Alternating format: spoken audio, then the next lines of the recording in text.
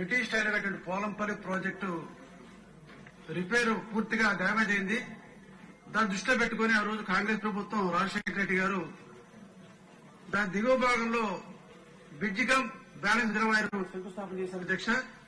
ఇప్పటికీ సుమారు 20 సంవత్సరాలు అయినప్పుడు కూడా పూర్తి కాలేదు.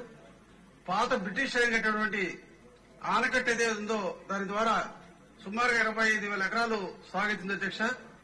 ఆ బ్రిటిష్ టైంలో కట్టినటువంటి ప్రాజెక్టు పూర్తికి డ్యామేజ్ అయిపోవడం వలన ప్రతి ఏటా రైతులు ఇబ్బంది పడతా ఉన్నారు.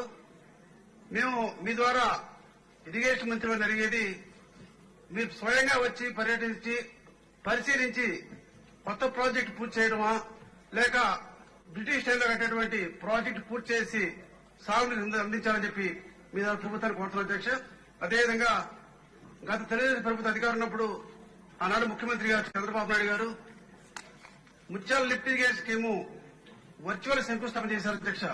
గత ప్రభుత్వం నిర్లక్ష్యం వల్ల ముత్యాల లిఫ్ట్ ఇరిగేషన్ స్కీము పనులు అసంపూర్తిగా ఉన్నాయి. ఆ ముత్యాల లిఫ్ట్ ఇరిగేషన్ స్కీము అదేవిధంగా పోలంపల్లి ప్రాజెక్ట్ ని మంత్రివర్యులు ప్రత్యేకంగా వచ్చి పర్యటించి ఆ పనులు పూర్తి చేసి మన రైతులకి సాగును అందించాలని మీకు ద్వారా కోరుతున్నాం అధ్యక్ష. వసంత కృష్ణ